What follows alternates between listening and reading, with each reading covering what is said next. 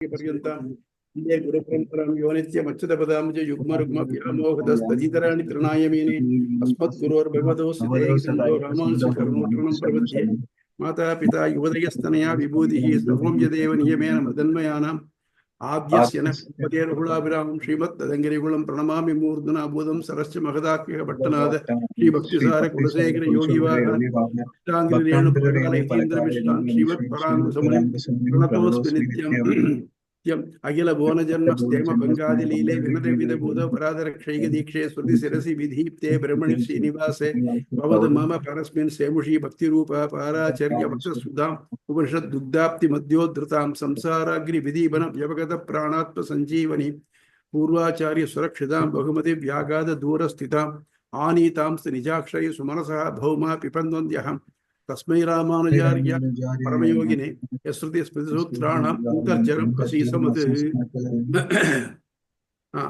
நேத்தி பார்த்ததுல ஏதாவது சந்தேகம் இருக்கா?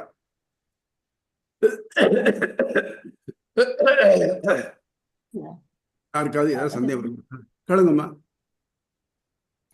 ஹலோ, சந்தேகங்கள் இருக்கா? விஜி, சந்தேகம் இருக்கா? இல்ல, சாரி, அது மைக் ஆன் ஆயிடுச்சு போல. சாரி மன்னிக்கணும் சுவாமி. சுவாமிஜி, நான் எனக்கு ஒரு சந்தேகம் இருக்கு. நீங்க இந்த நிலத்தடியில புதையில அறியாம மக்கள் அது மேலேயே போறாங்க. அது ஒரு அறியாமையால மூடப்பட்டுன்னு சங்கரர் சொல்றாரு. ராமானுஜர் அது அவங்க செஞ்ச முன்வினை பயன்ற ஒரு அறியாமையினால அப்படின்னு சொன்னீங்க இல்லையா? முதல்ல இப்போ முன்வினை பயன் பத்தி வருது. இப்போ நீங்க நடத்தினதுல இருந்து இப்போ சங்கரர் இத பத்தி எந்த கருத்துமே எப்பவுமே சொல்லலையா? வெறும் இந்த அவித்யை இல்ல அறியாமை இததான் சொல்லிக்கிட்டு இருக்காரா? இத பத்தி அவருடைய கருத்து எங்கேயாவது பின்னால வரப்போதா, இல்ல இது இருக்கா? இல்ல அவரை பொறுத்தப்பட்ட கர்மாங்கிறதே கிடையாது. கர்மாங்கிறதுலாம் விவகார சத்தியம்னு ஒன்று வச்சுட்டாங்க. அதாவது அது அப்சல்யூட் ட்ரூத் இல்லை. அது அப்சல்யூட் ட்ரூத் இல்லை, அதை வச்சு பட்ட பிரயோஜனம் இல்லை. பிரம்ம மூலம் தான் அப்சல்யூட் ட்ரூத். அதனால இதை டீல் பண்றதுல பிரயோஜனம் இல்லை. இந்த உலகம் இருக்க திருப்பி பிறக்கிறான், நாம எல்லாம் பிறக்கிறான் தான். ஏன்னா விவகார சத்தியம் அப்படின்னு விட்டுறாங்க. விவகார சத்தியம் சொன்னாக்க இன்னைக்கு நமக்கு கிட்ட இருக்க எல்லா சமய நூல்கள்லாம் எடுத்துவங்க, அது எதாவது வேணா இருக்கட்டும், எல்லாம் நம்ம கர்மா பத்தியான இருக்கு, நம்ம அருவருப்பை பத்தியான இருக்கு. இது எல்லாமே விவகார சத்தியம் சொன்னாக்க, ஏன் ராமகிருஷ்ணாதி அவதாரிகளே விவகார சத்தியம் சொன்னாக்க நம்ம இதைத்தான் நம்புறது? அதுதான் பிரச்சனை. ஆனால் இதெல்லாம் கர்மானாக்க நமக்கு நாமே பண்றது. தீதும் நன்மும் பிறதர வாரா அப்படின்னாரு இல்லையா, இந்த மாதிரி. அதனால இது கர்மாவால அவனுக்கு தெரியல, அவனுக்கு அவித்தியினால அவனுக்கு தெரியல அப்படிங்கிற. இப்ப இதுதான் நம்ம ஒரு முன்னாடி இது மட்டும் பார்த்து கொஞ்சம் சம்மரைஸ் பண்றேன் பாருங்க. முதல்ல ஆத்மா ஜீவாத்மான்னு இண்டிவிஜுவலா ஃபீல் பண்றது எதனால அப்படின்னாக்க, பரமாத்மாவானுடைய நிழலானது இந்த அகங்காரங்கிற சதைப்பண்டத்துல வர்றதுனால வருதுன்னு ஒரு 7 இது சொன்னார். அந்த 7ஐயும் எம்பெருமானார் மறுத்துட்டார். அப்படி இருக்க முடியாதுன்னு விட்டோம். அது சாயை வரணும்னாக்க அதுக்கு ஒளி இருக்கணும். ஒளி இருந்தால் தான் சாயை வரும். ஒளிதான் பண்பாயிடுறது, அது இல்லைன்னு விட்டார். ஃபர்ஸ்ட் அது முடிஞ்சு போச்சு. அதுக்கப்புறம் நீ அவித்தியைங்கிற இல்லையா, அவித்தியைனா என்ன? வித்யைக்கு நேர் எதிர்பதம். வித்யைனா அறிவு, அவித்யைனா அறிவின்மை. அப்படியானாக்க அறிவோ அறிவின்மையோ எதாவது சார்ந்துதானே இருக்கணும். தனியா வெள்ளைன்னு ஒன்று எடுத்து ஒரு பதியத்தை காட்ட முடியுமா? வெள்ளைன்னு சுண்ணாம்பு எடுத்து காட்டலாம், இல்லை வேற ஏதாவது வெள்ளையா இருக்கிற பொருள் எடுத்து காட்டலாம், சாக் பீஸ் எடுத்து காட்டலாம். ஆனா வெள்ளைன்னா என்ன தனியா காமிக்க முடியுமா? அந்த மாதிரி சில குணங்கள் அப்டிராக்ட் நவுன், இந்த குணங்கள் இருக்கு பாருங்க, இந்த குணங்கள் தான் எதை சார்ந்துதான் இருக்கும். இப்போ அவித்யான்னு சொன்னாக்க எதை சார்ந்து இருக்க முடியாது? எதை சார்ந்து இருக்கு? பிரம்மத்தை சார்ந்து இருக்குமா, இல்லை சொல்ற அகங்காரத்தை சார்ந்து இருக்குமா? அகங்காரத்தை சார முடியாது, ஏன்னா அகங்காரம் பொய். பிரம்ம ஞானமானது, அது அவித்தியை சார்ந்து இருக்க முடியாது. அது முதல் ஆட்சியாச்சு. திரோதான அனுபவத்தின் 2வது, அதாவது அவித்தியானது ஒளி ஞானம் உண்டாது தடுக்கிறது அப்படின்னா, தன்னை தடுக்கிறதுனாக்க ஞானம் இருந்துட்டு இருக்கு, ஆனா அவித்தியோட பலமா இருக்கு. இந்த ஞானத்துடைய வெளியில வராம தடுக்கிறது அப்படின்னாக்க ஞானத்தை விட அவித்தியை பலமா இருக்குன்னு அர்த்தம். இல்லை அது வேற மாதிரி பண்றதுனாக்க ஞானம் உண்டாரு அழிச்சுடுறதா அப்படின்னா, அவித்தியை பிரம்மத்தை அழிச்சுடுறதுன்னு ஆறுது. அதுதான் இன்னொன்னு வித்யா ஸ்வரூப அனுபவத்தி. எப்படின்னாக்க எது இப்போ அவித்தியை அது நிலையே இப்ப சரியில்லை. இப்ப நான் ஏதோ பொருளை பார்க்கிறேன், பார்க்கிறவன், பார்க்கப்படும் பொருள், பார்வை, இந்த 3 இருக்கு. இதுல எது பொய் எது உண்மை? ஒன்னும் பார்க்கிற பொருள் உண்மை, பார்க்கிறவன் உண்மை அப்படின்னா பார்க்கிற காட்சி உண்மையாக தான் இருக்க முடியும். இல்ல பார்க்கிற பொருள் பொய், காட்சி உண்மை, பார்க்கணும்னு இருக்கானாக்க இல்லாதவன் இவன் பார்க்கறதுனால இவன்கிட்ட குறை இருக்குன்னு அர்த்தம். இல்லைன்னாக்க பார்க்கிற பொருள் உண்மை, பார்க்கிற காட்சி உண்மை, பார்க்கறவங்க குறை இருக்குன்னாக்க அவன் சரியா பார்க்கலன்னு அர்த்தம், அவனுக்கு அறிவில்லைன்னு அர்த்தம். அப்படிலாம் இல்லை, பார்க்கிற பொருளும் பொய், காட்சியும் பொய், பார்க்கறவனும் பொய்னாக்க சர்வம் சூன்யம், எதுவுமே இல்லைன்னு ஆயிடுறது. இது பௌத்தவர்களுடைய அவங்களுடைய பாஸ்டுலேட் அது, அப்படி ஆயிடுறது. அதனால அதுவும் முடியாதுன்னு. அடுத்தது அவித்தியை உள்ளதோ இல்லை இல்லதோன்னு சொல்ல முடியாதுங்கிறார். ஒன்றும் உள்ளதுன்னு சொல்லணும், இல்லைன்னா இல்லைன்னு சொல்லணும். இந்த மதில் மேல் போன மாதிரி சொல்லி பிரயோஜனம் இல்லை. உள்ளதுன்னு சொன்னாக்க அதுக்கு எப்படி இருக்கும்? அதாவது பிரம்மத்தை தவிர்த்து அவித்தியன்னு ஒன்று இருக்குன்னு ஒத்துடாகணும். அவித்தியை இல்லைன்னு சொன்னாக்க உள்ளதான பிரம்மத்தை அது மூட முடியாது. உண்மையான பிரம்மத்தை பொய்யான அவித்தியை மூட முடியுமா? அதனால தட் இஸ் நாட் பாசிபிள் அப்படின்னு விட்டார். அடுத்தது சான்றுகள், இதெல்லாம் சொல்றேன், நான் ப்ரூவ் பண்ணுறதுக்காக சான்றுகள் இருக்கானாக்க சான்றுகள் கிடையாது. இதுல கிடையாது. எதுல? இதுல இந்த வேதத்துல கிடையாது. அப்போ ஞானமேனாக்க பிரம்மத்தை அஞ்ஞானம் சூழுமா? அதான் கேள்வி கேட்டார். பிரம்மம் ஞானமாயே இருக்கு, அது அவித்தியை மூடுறதுனா எப்படி மூடும்? அதாவது பிரம்மம் கணக்கணக்கான இருக்கக்கூடிய தணல், அவித்தியைங்கிறது ஒண்ணும் இல்லாது. சரி, ஒரு துணின்னு வச்சுக்கோ, இந்த துணியால தணலை மூடி எடுத்துக்க முடியுமா? இந்த ஞானம் உள்ள இது மற்ற எல்லாத்தையும் எரிச்சுடாதா? அப்படி இருக்கிறச்சு எப்படி அவித்தியை அது பத்தும்? இல்லை, அது வேற ஒன்றும் பத்தி இருக்கு, அப்புறம் அதுவே பத்திரணும். அந்த முதல்ல பத்தி அது எப்படி ஆகும் அப்படின்னு கேட்டாக்க அது எண்ட்லெஸ்ஸா போயிட்டே இருக்கும் அது. ஆச்சா? அப்புறம் இல்லை, அனுமானத்துல தெரியும். அனுமானத்துல எப்படி தெரியும்னாக்க புகை இருக்கு, அதனால நெருப்பு இருந்தா நானும் தெரியும் சொல்றோம். அந்த மாதிரி அனுமானத்தால் சொல்ல முடியும்னாக்க எப்போ பிரத்யக்ஷத்துல அது பூவாயிருக்கோ அதுதான் அனுமானத்தை தெரிய முடியும். பிரத்யக்ஷம் அதுல பூ ஆகலைன்னாக்க அதை நம்ம சொல்ல முடியாது, அனுமானத்தை ப்ரூவ் பண்ண முடியாது. பிரம்மத்தை கிட்ட அஜ்ஞானம் இருக்குன்னு சொன்னேன்னாக்க நம்ம என்ன பண்ணிருக்கோம்? வீட்டுல சமையலறை பார்த்துருக்கோம், அங்க நெருப்பு இருக்கு, அங்கேருந்து புகை வருது பார்த்துருக்கோம், இங்க நெருப்பையும் பார்த்துருக்கோம், புகையையும் பார்த்துருக்கோம். அது அவருடைய தொடர்புடைய மற்ற இது மற்றதுல இல்லை, நீர்நிலைகள் நிலம் புகை கிடையாது அப்படிங்கிறத பார்த்துருக்கோம். இப்ப அதே மாதிரி இங்க நம்ம பிரம்மத்தை பார்த்துருக்கோமா, அவித்தியை பார்த்துருக்கோமா, இந்த ரெண்டையும் சேர்ந்து இங்கேயாவது பார்த்துருக்கோமா? பார்க்காத போது பிரம்மத்துக்கு அவித்தியை இருக்குன்னு எப்படி சொல்ல முடியும் அப்படின்னு ரெண்டாவது முடிஞ்சு போச்சா? அதுக்கடுத்தபடி சான்றுகள் வேற. இதுல வேதத்துல இருக்கா எங்கேயாவது? அந்த வேதத்துல தான் படிச்சுனாரு. ஒரே ஒரு வார்த்தை இருக்கு, அனுதியை நோக்கி பிரத்திவிடா. இதுதான் என்ன பண்றான்? ஒருத்தன் பிச்சை எடுத்துட்டு இருக்கான், ஒரு இடத்த படுத்துட்டு இருக்கான், இப்போ டே டைம்ல பிச்சை எடுத்துட்டு வரான், திருப்பி அங்கே படுத்துட்டு இருக்கான். அவனுக்கு வேண்டிய செல்வம், இந்த செல்வம் படுத்துக்கிறதுக்கு கீழே இருக்கு, ஆனா அவனுக்கு தெரியல. எதனால தெரியல? இதுலதான் வித்தியாசம். அனுதியை நோக்கினாக்க இந்த அனுர்தம் அப்படிங்கிற வார்த்தை உண்மையற்றதுன்னு அர்த்தம். உண்மையற்றதுன்னா என்ன அப்படின்னா பிரம்ம சங்கரர் பொருள் கொள்றார், அது அவித்யை அப்படிங்கிறார். இல்லை, இது கர்மா. எதனால தெரியல? கர்மா வர தெரியல. அவனுக்கு என்னைக்கு கர்மா விலகி தராங்க அவனுக்கு தெரியும் அப்படிங்கிறார். அது ஆக இந்த மாதிரி இந்த லெவல்ல பார்த்தேன்னாக்க ஸோ தனியாக ஜீவாத்மான் வர்றதுக்கு பரமாத்மாவோட நிழல் சொல்றது பொருந்தாது. இல்லை, அதுக்கு ஒரு அவித்தியைன்னு வந்திருக்குன்னு சொல்றேன். இந்த அவித்தியைங்கிறது எதையும் சார்ந்திருக்க முடியாது, எதையும் மறைக்க முடியாது அப்படின்றதுனாலையும் அதுவும் பொருந்தாது. ஆக மொத்தம் உங்க தியரியா இருக்க பிரம்மம் ஒண்ணுதான் உண்மை, மற்றதெல்லாம் பொய்யுங்கிறது தப்பு. பிரம்மம் உண்மை, பிரம்மத்துக்கு குணங்கள் உண்டுங்கிறது உண்மை. இந்த குணங்கள் இருக்குச்சே, பிரிக்கக்கூடிய குணங்கள், பிரிக்க முடியாத குணங்கள் 2. ஃபார் எக்ஸாம்பிள், ஒருத்தர் இருக்காருன்னு வச்சுக்கோ, அவர் காதில் கடுக்கன் போட்டுருக்காரு. சொல்லணும் தான் கடுக்கன் போட்டிருக்காரு அவன்னு சொல்லலாம். ஆனா அவர் எப்பவும் கடுக்கன் போட்டுக்க தேவையில்லை, எப்பாவது கடுக்கன் கட்டி வச்சிருக்கலாம். அப்போ நம்ம நம்ம இன்சிஸ்ட் பண்ண பார்க்க முடியாது நம்ம. அப்போ அது பிரிக்க முடியக்கூடிய பொசஷன், அவருடைய உடைமை. ஆனா அவர் எப்படி இருக்கார்? உயரமா இருக்கார், சகப்பா இருக்கார். இது அவரை விட்டு பிரிக்க முடியாத உடைமை, இதை மாற்றவே முடியாது. அது மாதிரி நம்ம எல்லாம், அதாவது இந்த உலகத்தில் உள்ள உயிர் பொருள் எல்லாமும் பிரம்மத்தினோட பிரிக்க முடியாத உடமையா இருக்கும். அதைத்தான் சொல்றேன்னாக்க, உலகத்து எல்லா பொருளும் ஒரு யூனிட். எப்படி ஜடம்னு ஒரு பொருள், எந்த பொருளை பார்க்கிறமே அது கண்ணுக்கு புரியுது, ஏதோ புலன்களால் அறியப்படுறது, காத்து புலன்களால் அறியப்படுறது, இதெல்லாம் புலன் அறியப்படக்கூடிய ஒரு பொருள். அந்த பொருளுக்கு ஒரு ஆத்மா, அந்த ஆத்மாக்குள்ள பரமம். இது எப்படின்னாக்க, இதுல தைத்திரிய உபநிஷத்துல வரக்கூடியது இருக்கு.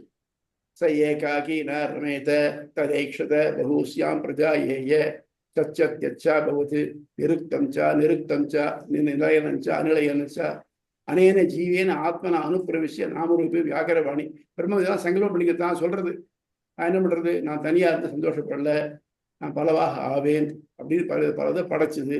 அதாவது உள்ளதையும் படைச்சது, இல்லதையும் படைச்சது. இல்லதுன்னா படைக்க முடியுமா அப்படின்னாக்க, உள்ளதுன்னு சொன்னாக்க ஞானம் உள்ளது, இல்லதுன்னா ஞானமற்றது. அதாவது உயிர் பொருளையும் படைச்சது, உயிர் பொருளையும் படைச்சது. அனேன ஜீவன, இவர்களிலே ஜீவனாக அவனுடைய ஜீவன்களுடன் உள் புகுந்து உள்ளே நுழைந்து நாமரூபே வியாகரவாணி தனித்தனே பெயர்களையும் உருக்களையும் கொடுக்க கிடையாது. இதான் நம்ம முன்னால பார்த்தோம் பாருங்க. ஒரே மண்ணுல இருந்து சட்டி, பானை, குடம், சராவம் எல்லாம் வருது. எல்லாம் மண்ணு தான். ஆனா மண்ணுன்னு சொன்னாக்க நம்ம பானையை மீன் பண்ணுவோமா, சராவத்தை மீன் பண்ணுவோமா, மாட்டோமே. அப்படி இருக்கிறச்சு தனித்தனியான பேர் ஒரு வந்திருக்கு. ஒன்று உபயோகம் வேறையா இருக்கு. ஆக எல்லாம் இதுலேருந்து வந்தது, மண்ணிலேருந்து வந்தது. அதே மாதிரி நம்ம எல்லாருமே பிரம்மத்திலேருந்து வந்தவா தான். ஒத்தொத்தருக்கும் தனித்தனியான பெயரும் உருவமும் ஏற்பட்டிருக்கு. பெயரும் உருவமும் ஒவ்வொரு உபயோகத்துக்கு இருக்கு. அப்படி நம்ம பார்க்குறப்ப உருவம் உண்மைதானே, அது இல்லைன்னு சொல்ல முடியாதே. அதனால பார்க்கறது எல்லாமே முக்காலும் உண்மைன்னு சொல்ல முடியாது. ஆனால் அந்த பார்க்குற உண்மையை திருப்பி மற்ற சாட்சிகளால அதை நிலைப்படுத்திக்கணும். அப்பதான் முற்றிலும் உண்மையாகும். இதுதான் ராமானுஜருடைய வாதம். பார்க்கறது எல்லாமே அழியக்கூடியது, அதனால அதெல்லாம் உண்மை இல்லை. நான் எங்க தாத்தாவை பார்க்கல, நிச்சயமா எங்க தாத்தா பார்த்துருக்க மாட்டேன். அவருடைய தாத்தா தெரியாது. எங்கேருந்து ஆரம்பிச்சது இது தெரியுமா? தெரியாது. ஆக மட்டும் இந்த வம்சம் எங்கேருந்து ஒரு மூல புருஷத்துலேருந்து ஆரம்பிச்சிருக்கணும், எங்கேயோ இடத்துல ஆரம்பிச்சிருக்கணும். ஆனா அது என்னைக்குன்னு தெரியாது. அதே மாதிரி நம்முடைய கர்மாவானது எங்க ஆரம்பிச்சுன்னு தெரியாது. ஒரு பழைய சினிமா பாட்டு வரும், எடுத்த ஜென்மம் கணக்கு எழுத தொலையாது அப்படின்னு வரும். அந்த மாதிரி நம்ம எத்தனை ஜென்மம் எடுத்து நமக்கே தெரியாது. இதே பகவத்கீதையில பெருமாள் கரெக்டா சொல்றாரு. இந்த மாதிரி நான் எத்தனையோ பிறவி எனக்கு கழிச்சது, உனக்கு கழிஞ்சிருக்கு அர்ஜுனா. நான் எடுத்த பிறகு எனக்கு தெரியும், உனக்கு தெரியாது. ஆக மொத்தம் பகவானுடைய வார்த்தை உண்மைன்னு எடுத்துனோம்னாக்க இதை உண்மைன்னு எடுத்துதான் ஆகணும். ஆகவே எந்த வகையாலும் அவித்யங்கிற ஒன்றானது ப்ரூவ் பண்ண முடியாதது அப்படின்னு சொல்லி முடிச்சிருக்கார். இப்ப அடுத்தபடி இதுக்கு சில அப்ஜெக்ஷன் வந்திருக்கு. அப்ஜெக்ஷன் யார் பண்றாக்க, முதல்ல அத்வைதி பண்றார். இன்னொன்னு அத்வைதியில ரெண்டு குரூப். ஒரு குரூப் பிரம்மாத்வைதி, ஜீவாத்வைதி. பிரம்மாத்வைதி அப்படிங்கிறவர் சங்கர பகவத்பாதருடைய ஃபாலோவர்ஸ். அவள் எல்லாரும் பிரம்மத்துக்கே இந்த அவித்யாவுடைய ஏற்பாடுனால இந்த மாதிரி மாறி தெரியுது. அப்படி இல்லை. இன்னொருத்தர் பிரம்மாத்வைதி, ஜீவாத்வைதிங்கிறவர் பிரம்மம் என்ன பண்றது, தானே மூலம் ஒரு மனுஷனா மாதிரி ஆறுது, ஏதோ ஒரு உயிர் பொருளா ஆறுது. இப்போ அதுக்கு அவித்தியா வந்திருக்கு. அதாவது பிரம்மம் அப்படி பியூரா இருக்கு, அதுல இருந்து வந்து இந்த மாதிரி வந்தது. இதுதான் அதாவது சங்கர சொல்ற சத்குண பிரம்மம் மாதிரி ஒன்று இது வந்தது. இதுக்கு அவித்தியா வந்திருக்கு, அதுதான் உலகம் போல தெரிகிறது அப்படிங்கிறார். அது அது இந்த 2-3 சாப்டர் தாண்டி, இந்த 2-3 அதிகாரங்களை தாண்டி அதை டிஸ்கஷன் வரும். இப்போ இந்த அத்வைதிகள்ல இந்த கொஸ்டின் கொடுக்குறான். என்னன்னாக்க அப்ஜெக்ஷன் கொடுக்குறான். என்ன அப்ஜெக்ஷன்னாக்க, அதே பக்கம் 34 பேரா 13 முதல் துணை கேள்வி, தத்துவமசி அது நீயாகிறாய் என்கையில் கேதகேதுவின் ஜீவாத்மாவே பரமாத்மா மட்டும் உள்ளது என்று அறிதிடப்படவில்லையா? இதுதான் இறுக்கி பிடிச்சிருக்க காண்டியிலிருந்து. ச ஆத்மா தத்துவமசி. அதாவது இந்த வாக்கியம் முழுக்க அப்படின்னாக்க, ச ஏஷோ அந்தராதித்யே ஹிரண்மய புருஷோ திருஷ்யதே ஹிரண்யகேசா ஹிரண்யஸ்மஸ்ரு ஆபரணகாத் சுவர்ணமய தஸ்யதா கஸ்யாசமேவ மக்ஷிணி ச ஆத்மா தத்துவமசி ஸ்வேதகேது. இந்த சூரியனுக்குள்ள எந்த ஒரு புருஷன் காணப்படுகிறானோ, எவனுக்கு தலை பொன்னா இருக்கு, மீசை பொன்னா இருக்கு, தலை முதல்ல கால் நகவர எல்லாமே பொன்னா இருக்கோ, அவனுக்கு எவ்வளவு அழகான 2 கண்கள், தாமரை போன்ற கண்கள் இருக்கின்றனவோ, அவன் பரமாத்மா, அவன் தான், அந்த ஆத்மா தான் நீ. அதுதான் ச ஆத்மா தத்துவமசி, அதுதான் நீ அப்படிங்கிறார். இப்ப என்ன அர்த்தம் அப்படின்னாக்க, அந்த ஆத்மா சொல்றதுக்கு இல்லையா, அவருக்கு டெஃபினேஷன் கூட கொடுத்துட்டாரு இல்லையா, ரைட். எதிர்த்தாலும் ஸ்வேதகேது இருக்கான் இல்லையா, அவன் அப்படி இருக்கானா? எப்படி சொல்ல முடியும்? நான் ஒரு பெரிய ஆண்டர்பிரினர் வச்சு நடத்தினேன். ஒரு பெரிய பார்ட்டி, ஒரு கேதரிங்க்கு போயிருக்கேன். உடனே அங்க இருக்க சொன்னேன், இவர் தான்ப்பா வந்தது, அந்த கம்பெனிக்கு இவர் தான். அப்ப நான் அந்த கம்பெனி நடத்துமா? இந்த கம்பெனிக்கு ஓனர், கம்பெனியை நிர்வகிக்கிறவர், கம்பெனிக்கு ஏதோ ஒன்று நெறிவே ஹைலி தொடர்புடையவர் தெரியுது. அந்த மாதிரி தான் வருமே தவிர்த்து, அதனால அவர் தான் அந்த கம்பெனின்னு சொன்னாக்க அவருக்கும் இந்த கம்பெனி அவ்வளவு நெருங்கிய தொடர்புடையது. அதே மாதிரி சேதகேது நீயும் பரமாத்மா நெருங்கிய தொடர்புடையவர்கள். ஏன்னாக்க 2 பேருக்கும் ஒரே குணம் உண்டு. என்ன குணம் அப்படின்னாக்க, பரமாத்மாவுக்கும் ஞானம், ஆனந்தம், அதோட விபு, எல்லா இடத்தும் பறந்திருக்கும் தன்மை. இந்த 3 அதுக்கு பரமாத்மாவுக்கு உண்டு. ஜீவாத்மாவுக்கு ஞானம், ஆனந்தம், ஆனா அணு. ஆக 2க்கும் ஒரே குரூப் என்னன்னாக்க, இதெல்லாம் அதுல இருந்து அதே மாதிரி குரூப் உடைய நீ. ஆனா அவனுக்கு விபுத்துவம் உண்டு, உனக்கு அணுத்துவம் உண்டு. விபுத்துவம்னா எங்கேயும் பறந்திருக்கும் தன்மை உண்டு.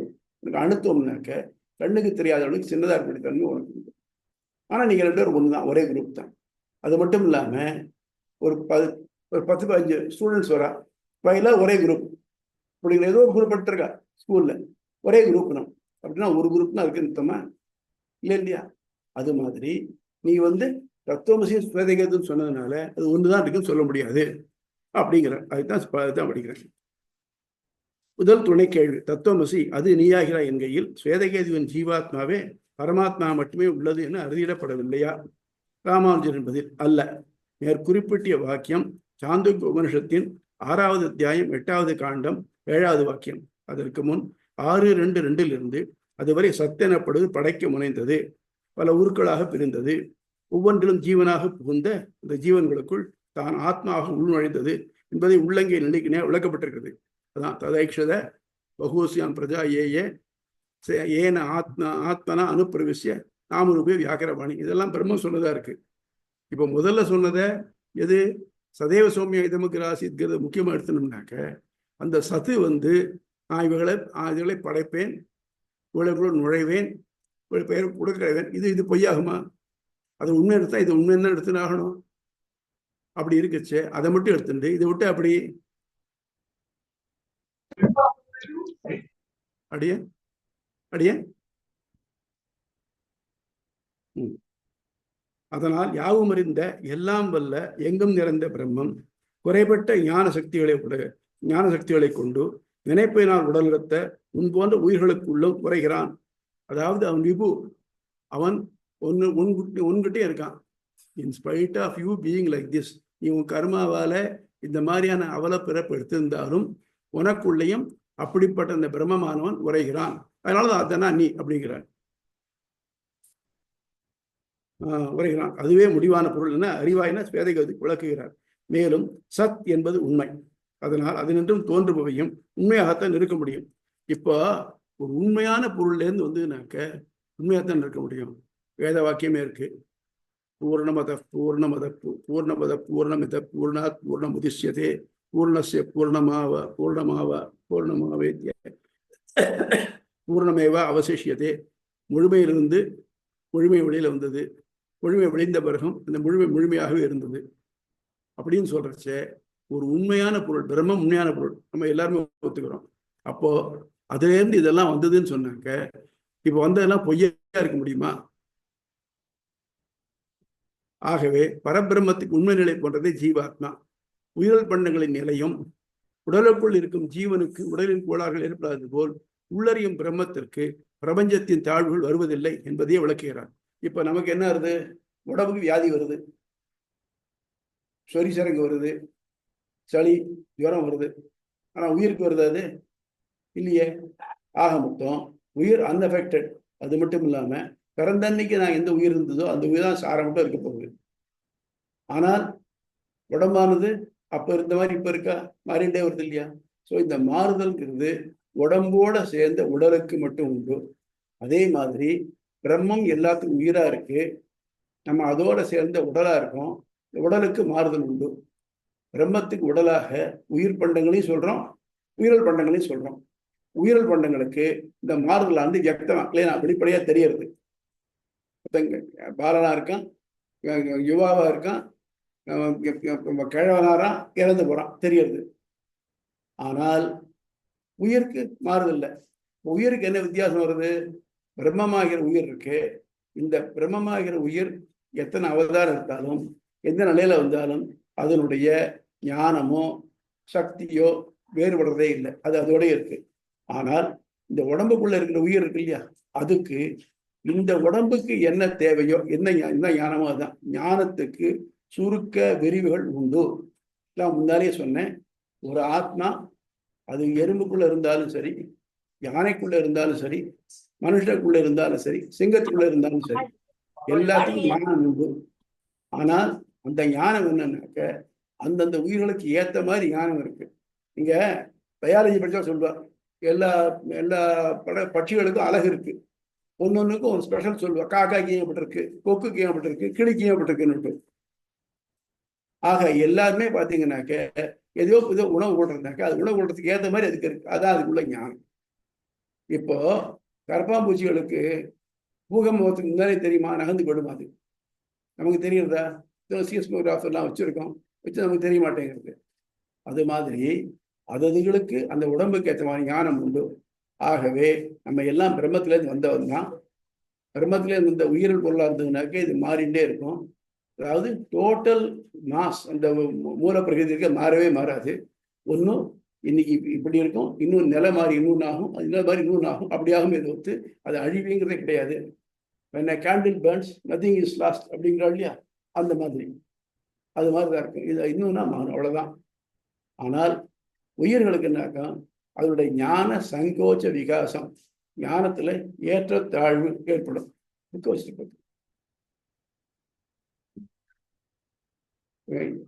ஞானத்துல ஏற்றத்தாழ்வு ஏற்படும்.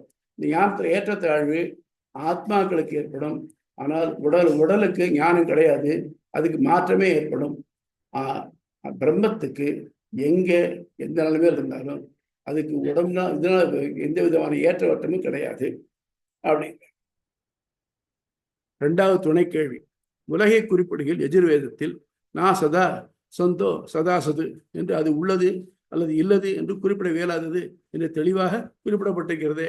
இது இன்னும் ஒரே ஒரு வார்த்தை கிடைச்சவருக்கு சதா அசதுன்னு.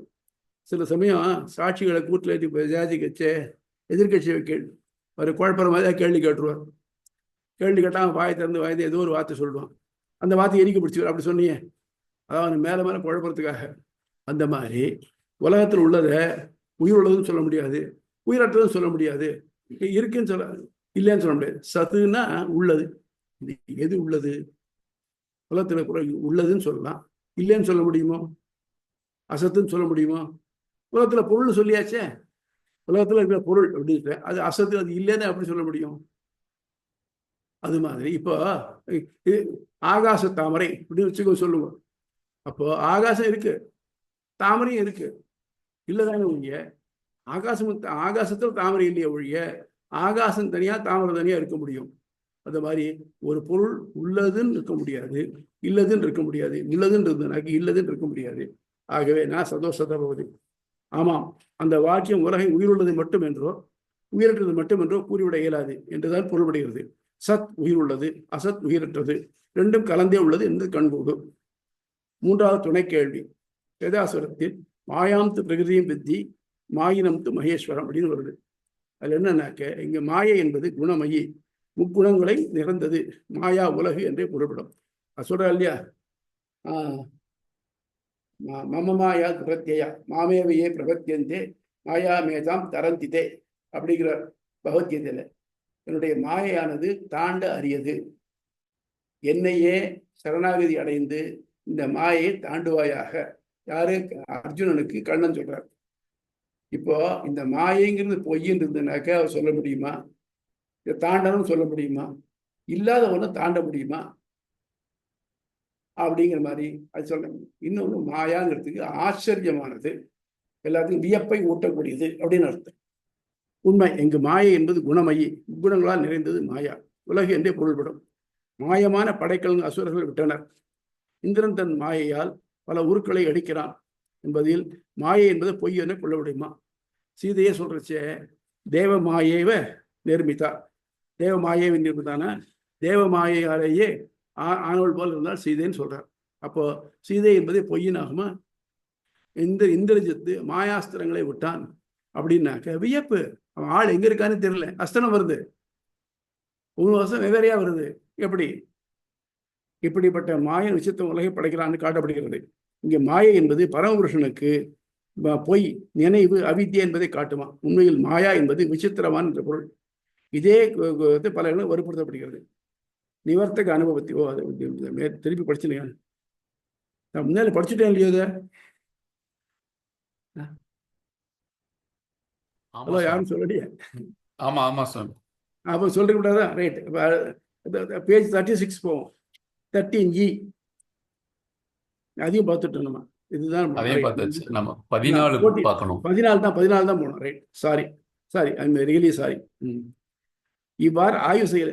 இப்போ என்ன பண்ணோம்னாக்க இது மட்டும் என்ன பார்த்துருக்கோம் நம்ம? அதாதோ பிரம்ம ஜிக்ஞாசாக, அதாதோ வேதம் படித்து அதில் இருக்கக்கூடிய சடங்குகளால் கிடைக்கக்கூடிய பலன் ரொம்ப அற்பம் என்றறிஞ்சு அதனால நிலையான பலன் வேண்டியதுக்காக பிரம்மத்தை ஆராய்ச்சி செய்வோம் அப்படிங்கிறது.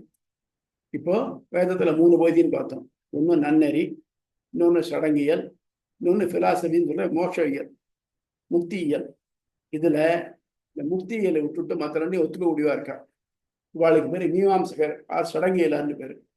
அப்ப என்ன சொல்றா, எந்த ஒரு பொருளும் ஒரு பொருளோட இதோட ஒரு யாகத்தோடையோ இல்லை ஒரு செயலோட தொடர்புடையதாக இருந்தால் தான் அர்த்தமாகும். பொருள்களில் 2 நமத்தில் 2 வகை இருக்கு இல்லையா? ஒன்றும் காரண பெயர், நெடுகுறி பெயர். ஃபார் எக்ஸாம்பிள், மாம்பழம் சாப்பிட்றோம். என்ன பழம்னு கேட்டால் மாம்பழம் சொல்லுவேன். ஏன் மாம்பழம் பேரு? மாமரத்துலேருந்து வருது மாம்பழம். அந்த மரத்துக்கு ஏன் மாமரம் பேரு அப்படின்னு சொல்ல முடியாது. இடுகுறி பெயர். அந்த இடுகுறி பெயர்லாம் என்ன பண்ணணும்னாக்க ஏதாவது ஒரு செயலோடு தொடர்புடையதாக இருந்தால்தான் அது அர்த்தம் உள்ளதாகும். இந்த மாதிரி பிரம்மம் ஏதோ தொடர்புடையதா இல்லை. வேற இந்த யாகங்கள்லாம் இருக்கு இல்லையா, தொடர்புடையதா இருக்கு. ஃபார் எக்ஸாம்பிள், ஜோதிஷ்டோமேன சொர்க்க காமம் எஜேத, சொர்க்கத்துக்கு போக விரும்புவதெல்லாம் ஜோதிஷ்டோமம் என்றதா அது அதால யாகம் பண்ண கடவுன் இருக்கு. பாக மொத்தம் சொர்க்கம்ங்கிறது தெரியறது, ஜோதிஷ்டம்ங்கிற யாகம் தெரியறது, அது விரும்புவான்னு தெரியறது. ஸோ இப்போ இது கிளியரா தெரியுது. அது இல்லாம பிரம்மத்துக்கு இந்த மாதிரி எதுவுமே சொல்லலையே, அப்படி இருக்க பிரம்மத்தை எப்படி பார்க்க முடியும் அப்படிங்கிற. பிரம்மத்தை ஆய்வு செய்ய இயலாது என்பது பிரபாகரின் கர்ம மீமாம்சகர்களும் இறைவனை மறுக்கும் சடங்கியலார், குமாரல பட்டர்களின் சேஸ்வர மீமாம்சர்களும் இறைவனை ஏற்கும் சடங்கியலாரும் மறுக்கின்றனர். அதாவது அவளுக்கு எல்லாம் கர்மா தான். வேதம் சொல்றது என்னன்னாக்க, உன்னை கர்மாவை பண்ண சொல்லிதே ஒழிய இந்த தேவையெல்லாம் விசாரணை பண்ண சொல்ல ஒன்று. அதனால நீ அதை பார்த்துட்டு இருக்காது, இதை மாத்திரம் பண்ணு போறோம். அதனால பிரம்மத்தை நம்ம முடிய முடியாது. ஏன்னா அது எதோடையும் தொடர்புடையது இல்லை. அப்படி பிரம்மத்தை எப்படி ஆராய முடியும் அப்படிங்கிறாங்க. முதலில் கூறப்பட்டுள்ள மறுப்பு செயலுடன் நேரடியாக தொடர்புடைய சொற்களே பொருளுடையாகும். அப்படி பிரம்மத்தை தொடர்புபடுத்தும் சொற்கள் வேதத்தில் இல்லாததால் வேதாந்த சொற்களால் பிரம்மத்தை காட்ட இயலாது. ஸோ பிரம்ம சொல்ற சத்தியம், ஞானம், அனந்தம், பிரம்மன்னு சொல்லியிருக்கு, இப்படி குணங்கள் சொல்லிருக்கு. ஆனால் யாரா பிரம்மத்தை பார்த்துருக்காளா? அது எதுக்காக பிரம்மம் இருக்குது தெரியுமா? சொல்லலையே. அப்போ பிரம்மத்தை பற்றி படித்து என்ன பிரயோஜனம்? தேவையில்லையே அப்படிங்கிறது. வேர் சொல், அதன் பொருள், அதன் மேல் ஏறி இருக்கும் வேற்றுமை போன்றவர்களால் காரண பெயர்களை அறிய முடியும். ஆயின் இடுகுறி பெயரோ அவற்றின் செயல் தொடர்பு கொண்டு மட்டுமே அறியணும். ஃபார் எக்ஸாம்பிள், நம்ம வினையாரணையும் பெயர்னு சொல்றோம் இல்லையா, ஓடுபவன், நடப்பவன் அப்படின்னு சொல்றோம் இல்லையா, அது வினையான். ஓ, இந்த போறானே வந்தான், ஓடுறானே அவன் அப்படின்னு சொல்லணும்.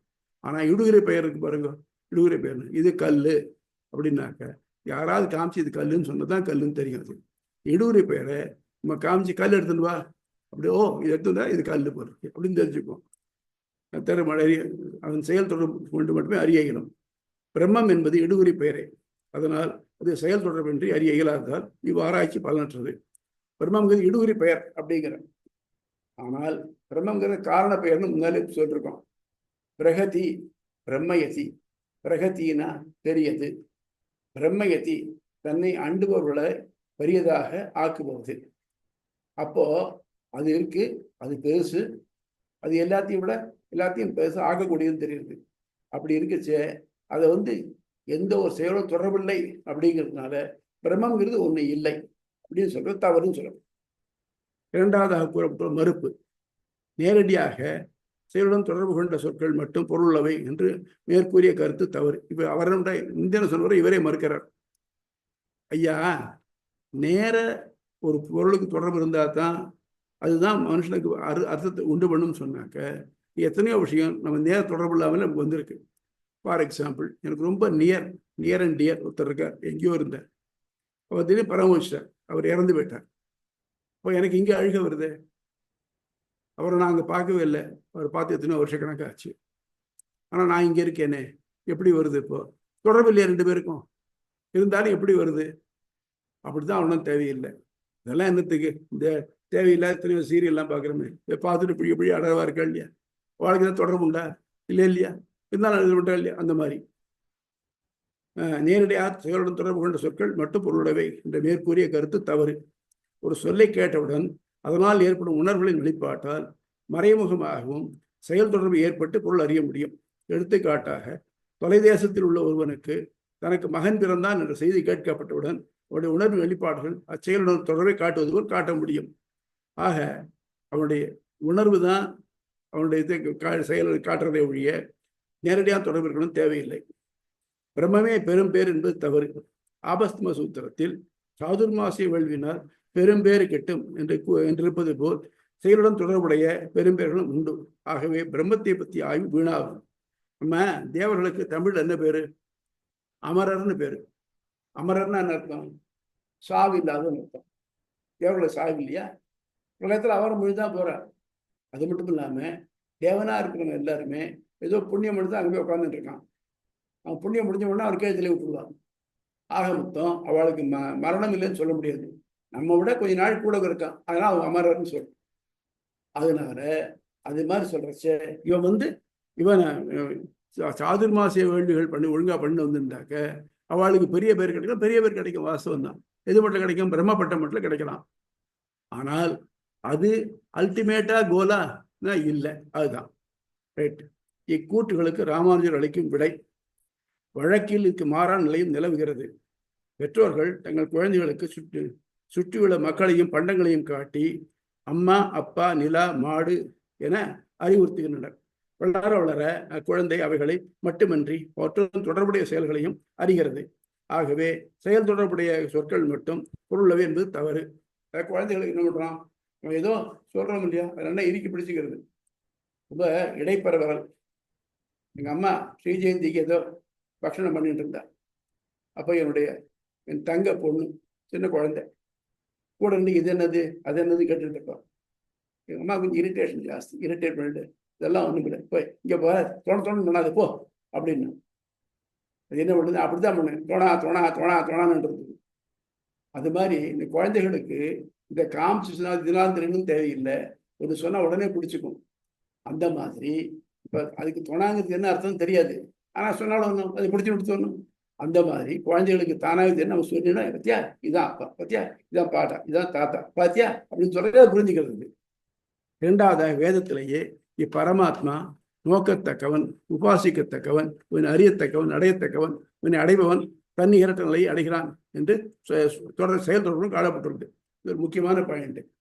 பின்னால் ஒரு பார்க்க போறோம். அதுல இவர் யஜ்ஞவால்கிய தன்னுடைய மனைவியான கார்கிக்கு சொல்றார். அவர் தன்னுடைய பெரும் செல்வத்தை 2 மனைவிகள் கார்கி, மைத்ரேயின்னு அவர் 2 பேருக்கு பங்கு பிரித்து கொடுத்துட்டு, நான் பிரம்மத்தை அறியறதுக்காக நான் போறேன் அப்படிங்கிறார். இப்போ கார்கிங்கிறவர் கேட்கிறா, நீங்க இந்த செல்வமெல்லாம் கொடுத்துருக்கல, இதனால பிரம்மத்தை அறிய முடியுமான்னு கேட்கிறார். அவர் சொல்றாருன்னா முடியாது, அது ஆத்மாவா அரே ஸ்ரோதவியா திரஷ்டா, ஆத்மாவா அரே திரஷ்டவியா ஸ்ரோதவியா மந்தவியா நிதித்தியாசித்தவியா. ஆத்மாவானவன் பார்க்கத்தக்கவன், கேட்கத்தக்கவன், மனதிருக்கத்தக்கவன், தியானம் செய்யத்தக்கவன் அப்படிங்கிறார். இது எப்படி வச்சுக்கலாம்னாக்க, நீங்க ஏதோ கார்ல போயிட்டு இருக்கீங்க, ஏதோ ஒரு ஊருக்கு போயிட்டு இருக்கீங்க. போற வழியில ஏதோ ஒரு பெருமாள் கோவில் ஊர் ஏதோ வருது, ஏதோ ஒரு சுவாமியோட ஊர்ல வருது. அது உங்களுக்கு முன்ன பின்ன என்னன்னு தெரியாத இடம். அது என்னன்னு கேட்குறீங்க. ஓ, என்ன சுவாமி இங்க வர, அவரை பார்த்தா உங்க மனசு அதனால ஈர்க்கப்படுறது. மொத்தம் பார்த்துட்டீங்க. அதுக்கப்புறம் அதை பார்த்த உடனே அதை பத்தி விசாரிக்கிறீங்க, என்ன கோவில் என்ன ஏதுன்னு. அது மனசுல இருந்துட்டே இருக்கு. அப்புறம் அடிக்கடி அங்க போன நினைக்கிறீங்க. அப்புறம் அது தியானத்துல ஏற்படுறீங்க. அதே மாதிரி ஆத்மாவா அரே திரஷ்டவியா ஸ்ரோதவியா மந்தவியா நித்தியாசியா, மனத்திற்கு தக்கவன். திருப்பி திரஷ்டவியா கடைசியில் போட்டுங்க, திரஷ்டவியா அப்படின்னு நம்ம அவனை முதல்ல பார்த்து கேட்டு மனதிருத்தி தியானம் பண்ணினோம்னாக்க திருப்பி அவனுடைய சேவையானது நமக்கு கிடைக்கும். நமக்கு ஆத்மா சாட்சாத்காரம் கிடைக்கும். அது அந்த ஆத்மாவில் பார்க்க முடியும். ஆழ்வார்களுக்கெல்லாம் இப்படிதான் ஏற்பட்டது. ஆத்மா அது திருவாய்மொழியில பார்த்தீங்கன்னாக்க ஆத்மாவோட அவருடைய மனசுல பெருமாள் வந்து காட்சி கொடுக்குறார். ரொம்ப சந்தோஷம் இருக்கு. சந்தோஷம்னா அவர் குழஞ்சு வாழிடுறார். எப்போ மனசுக்குள்ள கண்ணை மூடிட்டு இருக்கார். கண்ணை திறந்து பார்த்தாக்க இந்த உலகம்தான் தெரியுது. உலகம்தான் வேண்டாம் வேண்டாம்னு இருக்காரு. ஐயோ, இது மட்டும் எப்படி இருந்தோம், பிளஸ் இன்ஃபினிட்டியில் இருந்தோம். இப்போ பார்த்தா அது உலகம் தெரியுது, மைனஸ் இன்ஃபினிட்டி இருந்தோம். உடனே அழ ஆரம்பிச்சிருக்கார். இங்கே திருவாய்மொழி முழுக்க பார்த்தீங்கன்னா அப்படிதான் தெரியும். அவருக்கு எப்பெல்லாம் பெருமாள் காட்சி கொடுக்குறாரோ அப்பெல்லாம் அவர் புகழ்ந்து பேச ஆரம்பிச்சிடும். எப்பெல்லாம் இல்லையோ, ஐயோ என்னை விட்டுட்டு போயிட்டே அப்படின்னு கதறுவார். அந்த மாதிரி நிலைமை தான் மனசுக்கெல்லாம் இருக்கு. நமக்கும் நான் சத்த குணம் நல்லா இருந்ததுனாக்க, கோவிலுக்கு போயிருந்தோம் இழந்தோம்னாக்க அப்போ நல்ல இடமா இருந்துட்டு இருக்கு. அதெல்லாம் விட்டுட்டு வந்து நம்முடைய ப்ராப்ளத்தை சந்திக்கிறச்ச பார்த்தீங்கன்னா ஐயோ அப்படி இருக்கு, ரொம்ப கஷ்டப்படுறோம். இது உலகத்து இயற்கை. இந்த மாதிரி தான் இருக்கும்னு சொல்றாரு. மூணாவது, தனது தீமை நீங்கி நன்மை பெருகும் என்ற எண்ணமே ஒருவனை செயல்பட தூண்டுகிறது. அதில் அவனது திறமையும் செயல் உறுதிமையே அவனை செயலில் ஈடுபட வைக்கிறது. இங்கே பிரம்மத்தை அடையிலிருந்து அதன் பார்ப்பட்டது. பிரம்மத்தை அடைஞ்சாக்க உனக்கு எல்லாம் கிடைக்கும். பிரம்மத்தை ரசோ வைசா ரசக்கிய வாகம் லப்தானந்தி பவதி. அவன் ரசமே ஆனவன், அவன் சுவையானவன். அவனை அடைபவன் சுவையாகவே ஆகிறான், சுவையுடையவன் ஆகினான். இது சொன்னா போறது, நீ போன்னு சொல்ல வேண்டாம். அப்ப கலெக்டர் ஆகணும் அப்படின்னு ஐஏஎஸ் எழுது. எல்லாரையும் பார்த்து ஐஏஎஸ் எழுதித்தான் தீரணும் அப்படின்னு யாரும் சொல்லலை. ஆனால் நீ ஐஏஎஸ் எழுதினேனாக்க, பாஸ் பண்ணினேனாக்க நீ கலெக்டர் ஆக முடியும். நீ அதே மாதிரி பிரம்மத்தை அறிந்தேயானாக்க நீ வந்து நீங்காத இன்பத்தை பெறுவாய் அப்படின்னு சொல்றது. யாருக்கு வேணுமோ அவ எடுத்துக்கிறார். அதை விதிக்க முடியாது. அது சொல்லுவார், இந்த யாகம் பண்ணு, இது வேணுமோ அந்த யாகம் பண்ணு அப்படின்னு சொல்ல முடியாது. அதை அடைஞ்சாக்க அப்படி போய் பண்ண முடியும் அப்படின்னு சொல்ல முடியும். அவ்வளவுதான். தவிரவும் ஒருவன் ஒரு செயலில் தனக்காக மட்டுமின்றி பிறர்க்காக ஈடுபடுத்தலும் கூடும். நம்மால இல்லைனாலும் இன்னொருத்தரக முயற்சி பண்ணுறோம் இல்லையா? எத்தனையோ சொல்லல, தமக்கென முயலான ஒன்றால் பிறர்க்கென வாழ்னர் உண்மையானேன்னு புறநானூறு ஒரு பாடல் வருதுவா இருக்கோ அந்த மாதிரி. ஆக எனக்கு ஒண்ணுங்கிறதுக்காக இல்லை. இன்னொருத்தர் ஒன்றும் இல்லை, டாக்டர் வைத்தியம் பார்க்குறார், அவருக்கு பணம் வருது, அனதர் மேட்டர். ஆனால் அவருடைய செயல் முயற்சிகள் எதுக்காக இருக்கு? இன்னொருத்தரோட வியாதியை தீர்க்கிறதுக்காக இருக்கு. அதனால் ஒரு செயல்கிறது அவரோட டைரக்டா தொடர்புடையதாக இருக்கணும், தேவையில்லை. கடைசியாக இவ என்ன சொல்றான்னாக்க, இது ஒரு சின்ன இது எக்ஸ்பிரஷன் புரிஞ்சுக்கணும். ஒரு யாகம் பண்றோம். இந்த யாகம் பண்ணா யாகம் எதோட முடிகிறது? கடைசியில் பூர்ணாதி பண்ணணும்னு முடிஞ்சு போயிருக்கு. சே ஃபார் எக்ஸாம்பிள், ஒருத்தன் சொர்க்கத்துக்கு போகிறதுக்காக யோதிஷ்டோமம் பண்றான். அதாவது சொர்க்க காமம் யோதிஷ்டோமேன எஜேத, இது வேத வாக்கியம். சொர்க்கத்துக்கு போக விரும்புவன் யோதிஷ்டோம்ங்கிற யாகத்தினாலே யாகத்தை செய்யட்டும். சரி, அவன் பண்றான். பண்ணினாக்க அந்த யாகம் முடிஞ்சிடுது. அது 7 நாளோ 9 நாளோ வந்து முடிஞ்சுது. கடைசி பூர்ணாவதி பண்ணின உடனே முடிஞ்சு போச்சு. இப்போ இந்த பண்ணின எஜமான சொர்க்கத்துக்கு போயிட்டானா? போகலையே. இப்போ நீ என்ன சொன்னேன்? சொர்க்கமானது யாகத்தோட தொடர்புடையது, ஆகவே அதை ரெக்கக்னைஸ் பண்ணிக்க முடியும். இந்த மாதிரி பிரம்மத்துக்கு இந்த மாதிரி கனெக்ஷன் கிடையாது, ஆகவே பிரம்மத்தை அடைய முடியாதுன்னு சொன்னேன் இல்லையா?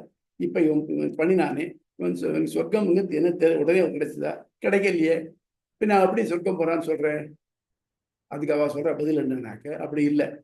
அந்த யாகம் பண்ணி முடிச்ச உடனேயே அவனுக்கு அபூர்வம் அல்லது நியோகம், 2 பேர் அதுதான் சினானிமஸ், அந்த மாதிரி ஒண்ணு வருது. அது அவன் ஆத்மாவை ஒட்டிக்கிறது. அப்போ இவன் இறந்த பிறகு அந்த அபூர்வம் நியோகம் தான் இவனை கொண்டு போய் சேர்க்க சொர்க்கத்துக்கு கொண்டு போய் சேர்க்கறது. அப்போ இவர் கேட்கிறார், அப்ப நீ என்ன பண்ணணும்னாக்க யாகம் பண்ற எதுக்கு பண்றேன்னாக்க இந்த அபூர்வத்துக்கு பண்றேன்னு சொல்லு, சொர்க்கத்துக்கு பண்றேன்னு சொல்லாது. சொர்க்கத்துக்கு பண்ண சொல்றாரு அது நீ யாகத்தோட தொடர்பு தான் ஒத்துக்க முடியும்னாக்க இப்போ அது ஒத்துக்க முடியாது. அதனால நீ சொல்றதுலேயும் கோளாறு இருக்கு. நீ சொல்ற ரூல் இருக்கு, எதெல்லாம் யாகத்தோட தொடர்புடையதோ அதுதான் ஒத்துக்கத்தக்கதுன்னு சொன்னாக்க அது ஒத்துக்க முடியாதுன்னு ஆகிறது பாரு அப்படின்னு. கடைசியாக தாங்கள் ஒருவன் வேள்வி செய்து முடித்த உடனேயே அவனது விருப்பம் நிறைவேறி விடுவதில்லை. அதற்கு அவனுக்கு நியோகம் அபூர்வம் என்ற கற்புலனாகாத பலன் கிட்டுவதாகவும் அது அவன் உயிர் விருந்தபின் அதனுடன் சென்று அவன் விருப்பத்தை நிறைவேற்றுகிறது என்கிறீர்கள். இங்கு கற்புலனாகாத ஒன்று செயல்புடையதாக எவ்விதம் ஆக முடியும்? இதை பார்க்கலையே. செயலோடு தொடர்புடையதாக தான் சொல்ல முடியும். நீ என்ன சொன்ன, இந்த மாட்டை கூட்டிட்டு வா, மாடும் தெரியுது, குதிரை கட்டுனா குதிரையும் தெரியுது. இப்போ பிரம்மத்தை மாதிரி சொல்ல முடியாதே, தெரியுதுன்னு சொல்றேன். இப்போ இந்த அபூர்வம் தெரியாத கண்ணுக்கு தெரியுதா? தெரியலையே. நீ சொல்ற ரூல் படியே கண்ணுக்கு தெரியாத ஒன்றும் செயல் ஈடுபடுறது எப்படி முடியும்? அதனால நீ சொல்ற வாதம் எடுபடாது. ஆகவே தங்கள் கருத்து வழக்குப்படியும் வேதப்படியும் தள்ளத்தக்கதே. பரமபுருஷனை அடைய உபாசனம் என்னும் செயல் செய்து அவன் அருளால் அவனை அடைய முடியும் என்பதே அறுதியிடப்பட்ட கருத்தாகும். அதாவது அது முக்கியமான பாயிண்ட் என்னன்னாக்க, நம்ம உபாசனம் பண்றோம். உபாசனம் பண்றாக்க இடைவிடாத மனசுல இருக்கணும். இந்தால பார்த்தோம் பாருங்க, தைல தாராவது அவிச்சின்ன பிரதிசந்தான ரூபம் எண்ணெய் ஒழுக்கு போன்று இடையற்றாத மனச்சிந்தனை. இதுதான் உபாசனம் பேரு. அவன் அடையணும்னாக்க அவனுடைய நினைவை மனசுல இடைவிடாம வச்சுருக்கணும். வச்சுட்டு இருந்தோம்னாக்க அதனால அவன் நம்மை தெரிந்தெடுக்கலாம். இதுக்கு முண்டகோபனிஷத்துல ஒரு வாக்கியம் இருக்கு. ஆயமாத்மா பிரவச்சனேன லப்யா நா மேதையா நா பகுதா சுதேன எமே வைஷம் ருணத்தே தேன லப்யா தசேஷ ஆத்மா துருணத்தே தனும் ஸ்வாம். இதோட அர்த்தம் என்னன்னாக்க, அயமாத்மா இந்த பரமாத்மாவானவன் பிரவச்சன லப்யா, பிரவச்சனத்தினால அதாவது நன்னா படிச்சு 4 பேருக்கு சொல்றான் அப்படிங்கிறவனால் அடையத்தக்கவன் அல்ல. பிரவச்சன லப்யா நான் மேதையா, நிறைய தெரிஞ்சுட்டு இருக்கான், அவனுக்கு தெரியாதே கிடையாது, அவனாலே அடையத்தக்கவன் அல்ல. நான் பகுதா ஸ்ருதேன, ஒருத்தர் பாக்கி இல்லை, ஒருத்தர் அவ்வளவு பேர் எல்லா டிகிரியும் பாஸ் பண்ணிருக்கான், எல்லாம் அவனுக்கு தெரியும். அவனுக்கு பகுதா ஸ்ருதேன எம் ஏ வைஷம் ருணுத்தே, எவன் ஒருவனையே இவன் தெரிஞ்சிருக்கிறானோ, யாரு பரமாத்மா எவனை தேர்ந்தெடுக்கிறானோ எமே வைஷம் உள்ளதே தேன லப்யா, அவனாலேயே அடையத்தக்கவன். அப்படிப்பட்டவனுக்கு தசேஷ ஆத்மா, அந்த அந்த ஆத்மாவுக்கு உருண்டே தனும் ஸ்வாம், அவன் தன்னுடைய திருமேனியை காட்டி தருகிறான். என்ன கவனிக்க, இந்த இடத்துல திருமேனியை காட்டி தருகிறான் இருக்கு. உருண்டே தனுன்னா உடம்பு, உருண்டே தனும் ஸ்வாம், அவன் தன் திருமேனியை காட்டி தருகிறான் இருக்கு. ஆக மொத்தம் அவன் உபாசனம் பண்ணிட்டேன், எனக்கு நீ தந்தாரான்னு கேட்க முடியாது. It's not across the counter. ஏதோ பண்ணிட்டேன் எனக்கு மோட்சம் கொடுன்னு கேட்க முடியாது. மோட்சம்ங்கிறது அவனா பார்த்து தரலாம். அப்புறம் இதெல்லாம் எதுக்கு பண்ணணும் அப்படின்னாக்க, அவன் நம்ம விரும்பி எடுக்கிறதுக்கு இதெல்லாம் காரணமாகும். இந்த காலத்துல ஸ்வயம்பரம் இருப்பா இல்லையா, ராஜகுமாரி கையில மாலையை கொடுத்துட்டு அரசர்கள்லாம் வரிசையா நிற்பா, யாரை பிடிக்கிறதோ அவளை கல்யாணம் பண்ணிக்குவா, கழுத்துல மாலையை போட்டு கல்யாணம் பண்ணிக்குவா. அப்போ ஒவ்வொரு ராஜாவும் என்ன பண்ணுவான்னாக்க, அவளுடைய விருப்பத்துக்கு தான் ஆளாகணும்னு நினைப்பான், அவள் விரும்புகிற மாதிரி தான் இருக்கணும்னு நினைப்பான். அதே மாதிரி நம்மளும் என்ன பண்ணணும்னாக்க, அவன் பரமாத்மா நம்ம விரும்பி ஏற்கிற அளவுக்கு நம்ம இருந்துக்கணும். அதுக்கு என்ன பண்ணணும் அப்படின்னா, அதை பின்னால் பார்க்கப்படுறாத்தி, அதாவது அனுகூலிய கிருத்தியம், பிராத்திகூல்ய வர்ஜனம், மகா விஸ்வாசம், கோப்திருத்தம், ஆக்கிஞ்சன்யம், ஆத்ம நிவேதனம்னு 5. அனுகூலிய கிருத்தியம்னா அவன் சொன்னான் பாருங்க, அதை செய்யணும். வேதத்துல இதெல்லாம் செய்யின்னு சொல்லியிருக்கு, அதெல்லாம் விடாம செய்யணும். பிராத்திகூல்ய வர்ஜனம், சொன்னதை செய்யாட்டாலும் கூட பரவாயில்லை, ஆனா இதை செய்யாதுன்னு சொல்லிட்டு பாருங்க, அது பண்ணக்கூடாது. பிராத்திகூல்ய வர்ஜனம். மகா விஸ்வாசம், எந்த நிலையிலும் அவன் நம்மை காப்பாற்றுவான் அப்படிங்கிற எண்ணம் மகா விஸ்வாசம். ஆக்கிஞ்சன்யம், என்னால ஆகக்கூடியது எதுவும் இல்லை அப்படிங்கிற எண்ணம். அப்புறம் அனன்ய கதித்துவம், அவனை விட்டா வேற கதி இல்லை, இன்னொருத்தரத்துக்கு காப்பாற்ற சொல்ல முடியாது, அனன்ய கதித்துவம். அப்புறம் ஆத்ம நிவேதனம், ஆத்மா அவனோடது நிச்சயம். இந்த நினைப்புகள் இருந்ததுனாக்க அவன் நம்ம செலக்ட் பண்ணுறதுக்கான வாய்ப்பு நிறைய உண்டு. இதைத்தான் ஒவ்வொரு மதமுமே தான் சொல்றது, நீ பரமாத்மாவால செலக்ட் பண்ணத்தக்கவனா இரு அப்படின்னு சொல்றது. இல்லை நீ இதை பண்ணினா பரமாத்மா நிச்சயம் கொடுத்தான் ஆகணும், அப்படி எதுவும் கம்பல் பண்ண முடியாது, எதுவும் கண்ணு எந்த ஒரு சாஸ்திரத்திலும் அந்த மாதிரி சொல்லலை. அதனால அவனாலே விரும்பத்தக்கவனாக நீ இரு அப்படின்னு தான், அதுக்கு தான் நம்ம பண்படுத்துறது. ஆகவே தங்கள் கருத்து வழக்குப்படியும் வேதப்படியும் தள்ளத்தக்கதே. பரமபுருஷனான புருஷனை அடைய உபாசனம் என்னும் செயல் செய்து அவன் அருளால் அவனை அடைய முடியும் என்பதே அறுதியிடப்பட்ட கருத்தாகும். முதல் சூத்திரத்துக்கு ராமானுஜரும் பொருள். ஆக வேதத்தின் முதற் பகுதியான கர்மகாண்டத்தை ஆராய்ந்து அதில் விதிக்கப்படும் சடங்குகளை செய்வதால் கிட்டும் பலன்கள் அற்பமாக அழியக்கூடியதாக இருப்பதால் அளவற்ற நிலையான ஆனந்தம் அடைவதற்கு பிற்பகுதியான ஞான காண்டத்தில் வேதாந்தத்தில் கூறப்பட்ட பிரம்மத்தை ஒருவன் ஆராய வேண்டும் என்பது பிரம்மசூத்திரத்தின் முதல் சூத்திரத்தால் அறிவிடப்படுகிறது. ஆகவே இதனால் என்ன பண்ணணும்? இப்போ நம்ம லௌகீகமாக எடுத்துக்கோம். நம்ம இப்போ நம்ம எல்லாரும் ஸ்கூலில் படிக்கிறோம். எதுக்காக? அதில் வேலை கிடைக்கணுங்க. வேலை கிடைச்சாச்சு. வேலை கிடைச்சா என்ன சொல்கிறோம்? ப்ரமோஷனாக வந்தாச்சு, ஹையஸ்ட் கோர்ஸ் வந்தாச்சு. அப்புறம் என்ன ஆகுது? எப்படா இந்த சண்டையிலேருந்து போகும், இந்த பொறுப்புகள் நீங்கும் அப்படின்னு பார்க்குறோம். அதனால் எல்லாத்தையும் விட்டுட்டு அவனை நோக்கி போகிறோம். அவனை நோக்கி போச்சு அவன் நம்ம செலக்ட் பண்ணி எடுத்துக்கணும். ஆக இந்த மீமாம்சையா சொல்கிற மாதிரி யாகயங்களாக இல்லாமல் நம்முடைய திறமையினால நம்ம எதையும் அச்சீவ் பண்ணுறோம். அச்சீவ் பண்ணதில் எல்லாருக்கும் திருப்தி வந்துவிட்டா, அப்படி வந்துருந்தானாக்க யாரெல்லாம் ரிட்டையர் ஆனாலும் அவளாம் they should be very happy. நான் என்ன நினைச்சேன் அது நடந்துச்சு என் லைஃப்பில், எனக்கு எல்லாம் முடிஞ்சு போச்சு அப்படின்னு சொல்ல முடியாதோ? இல்லை, அவளுக்கு குறையாது. நான் ஜிஎம் ஆகணும்னு நினச்சேன், டெப்டி ஜிஎம் தான் ஆகணும் அப்படின்னு நினைக்கிறவளும் இருப்பாள். அதை விட்டுட்டு ஏன்டா வந்து அந்த வேலைக்கு அப்படின்னு நினைக்கிறவளும் இருப்பாள். அப்பாடா அது விட்டுது அப்படின்னு நினைக்கிறவளும் இருப்பாள். ஆக மொத்தம் இந்த எல்லாம் என்ன அச்சீவ் பண்ணமோ அச்சீவ் பண்ணது எல்லாமே நமக்கு வந்து முழுமையான இதை தரலை. அப்படி தராத போது எது வந்து இன்னமே நம்ம எதுவும் பண்ண வேண்டாம், this is the last thing அப்படின்னு சொல்றதுக்கு என்ன இருக்கு? அது பிரம்மத்தை அடையத்தான். பிரம்மத்தை அடையத்து என்ன பண்ணணும்? அதான் நம்ம பார்க்க போறோம் இப்படி பண்றதுக்கு. ஆகவே நீ பண்ணக்கூடிய எந்த இது மட்டும் பண்ண எல்லா செயலும் பண்ணிட்டு இருக்க எல்லா செயலுமே இந்த லோகத்துக்கு வேணா சரியா படலாமே தவிர்த்து அது உனக்கு முழுமையான திருப்தியை தர்றதில்லை அப்படின்னு.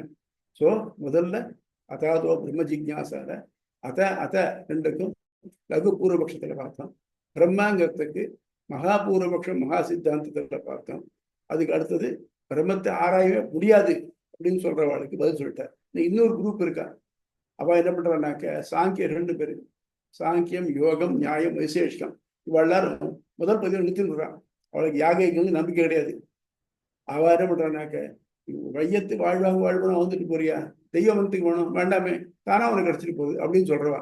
இப்போ பிரம்மம்னே ஒண்ணு இல்லை, அது எப்படி ஆராயுது? இல்லாத பொருள் எப்படி ஆராயுது? நீ முன்ன பின்ன பிரம்மத்தை பார்த்திருக்கியா? இல்லை தொடர்புடைய ஏதாவது தெரியுமா உனக்கு? தெரியாத போது அது எப்படி ஆராய முடியும்? ஆகவே இந்த ஆராய்ச்சி வேஸ்ட் அப்படின்னு சொல்றவா இருக்கா. அதனால அந்த ஆராய்ச்சி எல்லாத்தையும் தாண்டிட்டு அவனை பிரம்மத்தை ஆராய்ச்சினாக்க இது கிடைக்கும் அப்படின்னு சொல்றது இதனுடைய பொருள். இதுல சில ஆராய்ச்சிகள் வந்து எவ்வளவு தூரம் உண்மையாகும் இதாகும் சொல்ல முடியாது நமக்கு. இப்போ பிரம்மத்தை பத்தின ஃபிகர் ஒரு கான்செப்ட் கொடுத்துருக்கா இல்லையா? சங்கரர் கொடுத்ததும் ராமானுஜர் கொடுத்ததும் ஒரு ஒப்பு நோக்கு பார்ப்போம். எப்படின்னாக்க ஒரு பெரிய டிராயிங், ஒரு நேச்சுரல் சீனரி வச்சு அது ஒரு பிளைவுட் வரையில போட்டுடுறது. போட்டுட்டு அதை கண்ணா கட் பண்ணிடுவான். கட் பண்ணியாச்சுனாக்க ஒரு இரகுலர் பிளாக்காக வந்துடும். அதை போட்டு நல்லா கணக்கு ஷேக் பண்ணிவிட்டு நம்மகிட்ட கொடுத்து அசம்பிள் பண்ணுங்க. இந்த ஜிக்ஸா பசல்னு பேர். அதை அசம்பிள் பண்ணணும். அசம்பிள் பண்ணாக்க என்ன ஒரிஜினல் டிராயிங் இருந்ததோ அது வரணும். நமக்கு எதுவும் தெரியாது, நமக்கு எல்லாத்தையும் மிக்ஸ் பண்ண தான் வந்திருக்கு நமக்கு.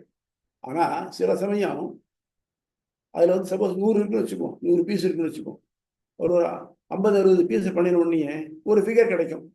ஆமாம் இதான் ஒரு ஃபிகர் கிடைச்சிடுத்த, அப்புறம் மீதி எடுத்துக்க வேண்டாமே அப்படின்னு சொல்ல முடியாது. மற்றது எடுத்துக்கணும். சங்கர சொல்றது அப்படித்தான். எதுக்காக பிரம்மத்துக்கு குணம் மட்டும் ஒத்துக்கணும், இல்லாததில் ஒருத்தன் பிரம்மத்துக்கு கிடைச்சிடுத்த உனக்கு ஏன் போய் சிரமப்படுற நீ அப்படி இல்லை. கண்டிஷன் என்னன்னாக்க இல்லை எல்லா பிளாக்கையும் உபயோகப்படுத்தானே ஆகணும். எல்லாத்தையும் உபயோகப்படுத்தினா தான் உனக்கு இந்த இது கிடைக்கும். இல்லைன்னாக்க உனக்கு இது முழு தீர் கிடைக்காது அப்படின்னு சொல்கிறோம். அதனால அந்த மாதிரி பண்ணி ஆகணும் அப்படிங்கிறது தான் எம்பெருமானா. எல்லாத்தையும் எடுத்துக்கோ, எல்லாத்தையும் எடுத்துட்டு அந்த வரையறைக்கு உட்பட்டு நீ ப்ரூவ் பண்ணுமே தவிர்த்து இந்த வரை வந்து இது எது கிடையாது, இது தேவையில்லை அப்படின்னு சொல்றது நம்ம வழி இல்லை அப்படிங்கிறது தான் எம்பெருமானோட கண்டாட்சி. ஆகவே வேதத்தை சொல்லக்கூடிய எல்லா சொற்களும் பொருளுடையவை. அது சடங்கியலா இருக்கட்டும், இல்லை முன்னால் உள்ள நன்னெறியா இருக்கட்டும், இல்லை பின்னால் உபனிஷத்தா இருக்கட்டும். ஆனால் எல்லாத்தையும் எடுத்து ஒரு ஃபுல் ஃபிகர் கொடுக்கணும்.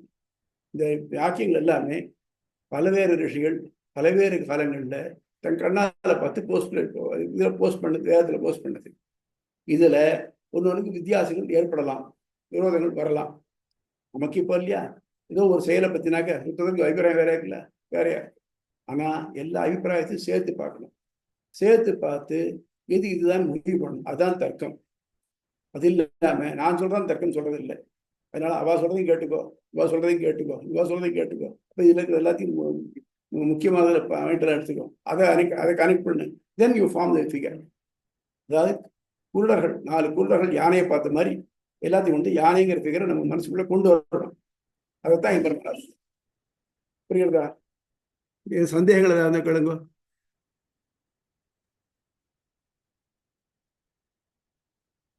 சுவாமி அடியன் வந்து ரெவலியர் சொல்லிட்டு இருக்கும்போது பவர் கட் ஆயிடுச்சு சுவாமி. அதுல இருந்து ஃபர்ஸ்ட் ஸ்டார்டிங் பண்ணும்போது ஸ்டார்டிங்ல 2 டைப்ஸ் ஆஃப் அத்வைதி. ஒன்னு வந்து பிரம்ம அத்வைதி, சங்கரர் ஃபாலோவர்ஸ். இன்னொன்னு ஜீவ அத்வைதி. அவ யார் ஃபாலோவர்ஸ்ன்றது அதை நோட் பண்றது பாஸ்கர். அதாவது சங்கரர் காலத்துக்கு அப்புறம் ராமானுஜர் காலத்துக்கு முன்னால அத்வைதத்துல 2 அமெண்ட்மெண்ட் கொடுத்தாங்க. ஒருத்தர் பாஸ்கரர்னு பேரு.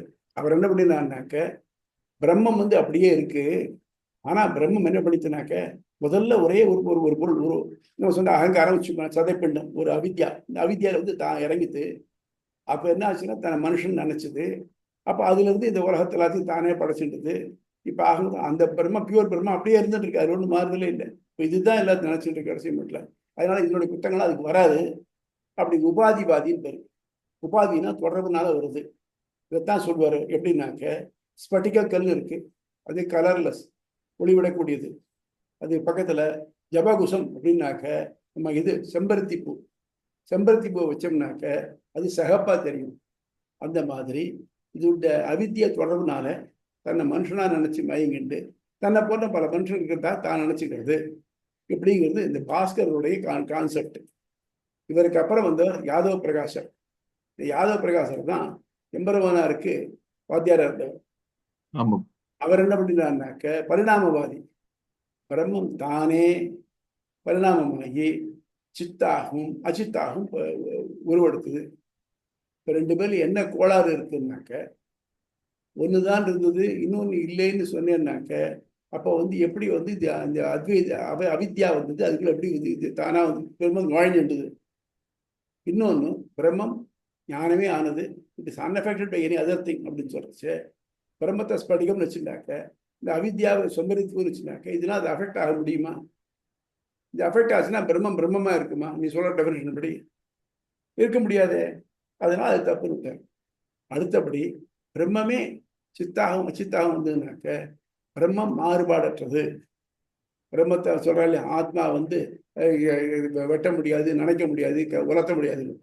அப்படி இருக்கக்கூடியது தானே மாறுபாடு இருந்தாக்க பிரம்மம் மாறுபாடையக்கூடியதா? அடைய முடியாது. அது எப்படி பாசிபிள் அப்படின்னு. அதனால இன்னொன்னும் சில தியரிஸ் வந்து சயின்ஸ்லேயே பார்த்தீங்கன்னாக்க நிறைய தியரிஸ் சத்தியம் பிளாஜிஸ்ட்னு சொன்னேன்னா தெரியல. பிளாஜிஸ்ட் சொன்னேன்னா உங்களுக்கு ஞாபகம் இல்லை சுவாமி. அடியனுக்கு இது கிட்டத்தட்ட 17th 18th செஞ்சுரி வரைக்கும் இருந்தது. பிளாஜிஸ்டன் தியரின்னு ஒன்று இருந்தது. அதாவது அப்போ வந்து இந்த வேமெண்ட்டுக்கெல்லாம் அவ்வளோ ப்ரிசைஸ் இன்ஸ்ட்ருமெண்ட்ஸ் எல்லாம் இல்லை. வேமெண்ட் இன்ஸ்ட்ருமெண்ட் இல்லைன்னு சொல்ல போனாக்க, அப்போ என்ன கேள்வி வந்துனாக்க, ஏன் சில பொருள் சாலிடா இருக்கு, சிலது லிக்விடா இருக்கு, சிலது கேஸா இருக்கு அப்படிங்கிறச்ச ஒருத்தர் பிளாஜிஸ்டன் தியரின்னு போஸ்டுலேட் பண்ணார். அது என்னன்னாக்க, இந்த பொருள் எல்லாத்தையும் இணைக்கக்கூடிய ஒரு சக்தி ஒன்று இருக்கு. அந்த சக்தியை வந்து எல்லாத்தையும் சாலிடா இருக்க வச்சிருக்கு. இப்போ என்ன ஆகுதுனாக்க, நம்ம ஹீட் பண்ணினோம்னாக்க இந்த சக்தியோட கட்டு குறைஞ்சி போகுது, சக்தி வெளியில படுறது கொஞ்சம். அப்போ என்ன ஆகுதுனாக்க பொருள் உருக ஆரம்பிக்கிறது, உருகி லிக்விடா போகுது. இப்போ ஃபர்தரா ஹீட் பண்ணீங்கன்னாக்க அது இந்த சக்தி முழுக்க போயிடுறது, அது கேஸா போடுறது அப்படின்னு சொன்னாங்க. இது கிட்டத்தட்ட ஒரு 50 வருஷத்துக்கு சயின்ஸ் நடந்துட்டு இருந்தது. ப்ராபப்ளி அந்த காலத்தில் பிஹெச்டி இருந்ததுனாக்க ஒரு சேர்ந்து பிளாஸ்டிக் தியரி பிஹெச்டி வாங்கியிருப்பாங்க.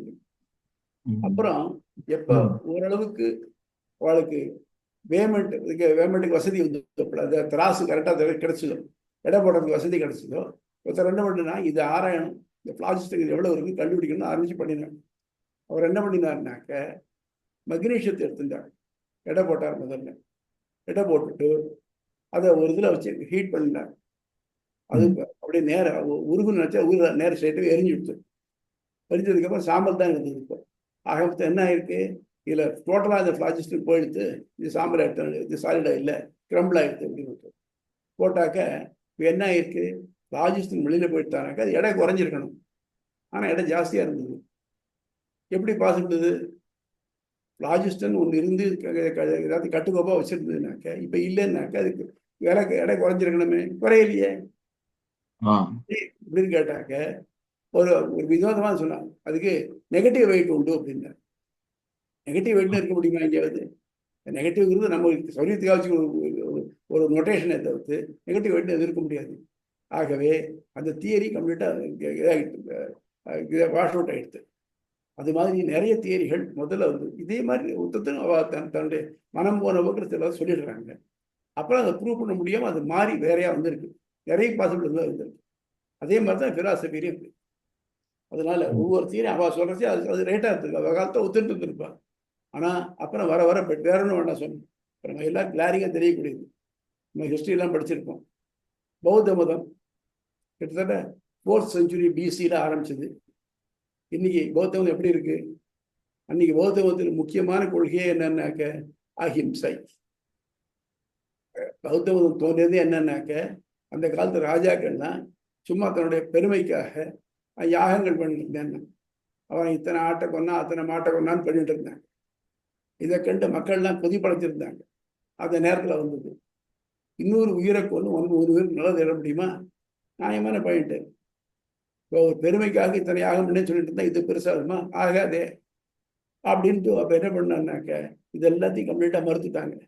அவளுக்கு அப்போ வேதம் தெரிஞ்சதெல்லாம் என்னன்னாக்க இந்த சடங்குகள்லாம் தெரிஞ்சது. ஸோ சடங்குகளை தூக்கி தூர போடும், வேண்டாம், வேதமே வேண்டாம். அதனால என்ன, வேத மறுப்பு இயக்கமாக தான் பௌத்த மதம்.